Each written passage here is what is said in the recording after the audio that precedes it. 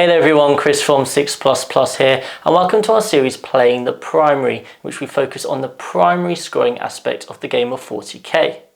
In future episodes, we're going to talk about each mission one at a time and how you can go about projecting your score.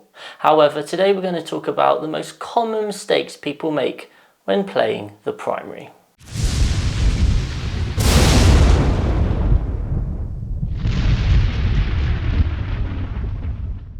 So first up, we have overreaching for no good reason. If we look at how the points are usually calculated in terms of the primary mission, you are usually, for most missions, scoring 8 points if you hold just 2 objectives. Now the important thing is that this is at the start of your turn, which means your opponent has a chance to shoot you off it or fight you off the objective. If you overreach and go for more objectives than you can realistically hold on to, your opponents are just going to knock you off those objectives and you're not going to score those primary points anyway.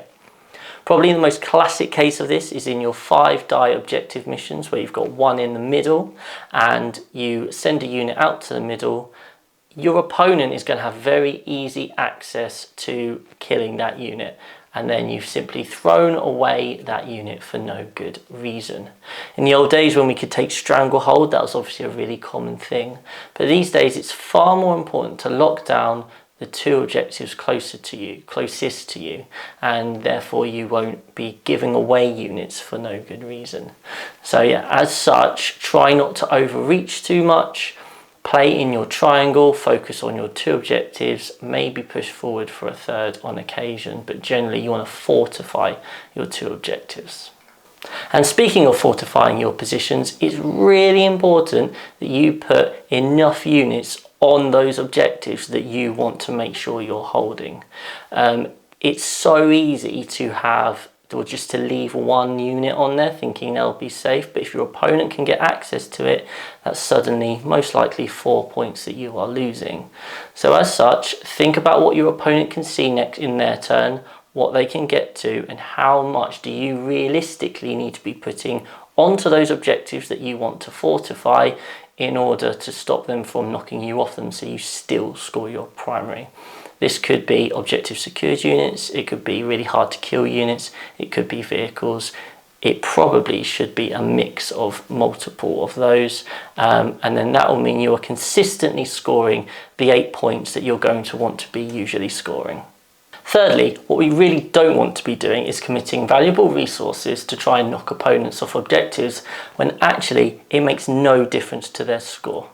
Probably the most classic example of this is the mission Recover the Relic. It's a 6 objective mission, but it's only a hold 1, hold 2. As such, on your turn it's quite easy to think, oh, I can knock them off that objective and then I'll only hold 2. Well, you know what?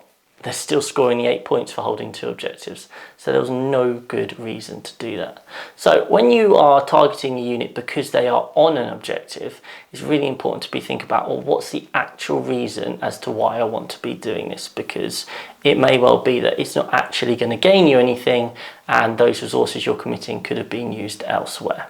Next up, we have the idea of really panicking when you give up that big, scary, hold more 12 points on primary. If you actually look at each mission, the reality is that a lot of the time, those extra 4 points aren't going to make a huge amount of difference, and you are going to be scoring largely on your primary anyway. If we take the missions such as secure missing artifacts, for example, if you hold 2 objectives the whole game, that'll score you 32 points. If you then hold your priority target, which your opponent has chosen, for your 5 turns, which, let's face it, we would hope to be doing as it's in our half of the board, that'll score you 15 points. That gets you your 45 on primary just by staying in your half of the board. So if your opponent has moved to the middle to try and get that hold more, it really doesn't affect your final score at all. So when you're playing, you need to be thinking, does this realistically matter? And that is something we're going to be talking about when we look at each mission in turn. And our final common mistake when playing the primary is the idea of not having enough resources at the end of the game to score big. Now, if you are going second, you are going to be scoring your primary at the end of your turn 5, not the beginning. This puts you in a really good position to score that 12. If you combine that with some of the mission tertiaries, this can create quite a big swing. So for example, if you take the mission Abandoned Sanctuaries, your opponent could quite well be scoring an 8 if they went first. But if you have gone second and you have enough resources to commit to holding that middle objective, then realistically you could be getting a 12 for hold more and an extra 5 for the mission end tertiary. So that means you're scoring 17 points to their 8 on that final primary, which could be the swing you need.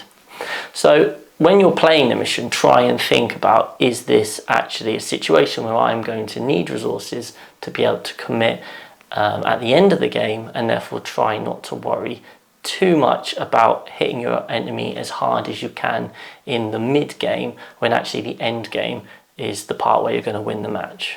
So there we have it, 5 simple basic mistakes that people often make when playing the primary. As I said, in future episodes, we're going to look at each mission at a time and think about how we can project scores. But hopefully this has been helpful, and if you enjoyed it, then make sure you subscribe so that you can see what we have to say about each of the missions. Take care, see you again soon.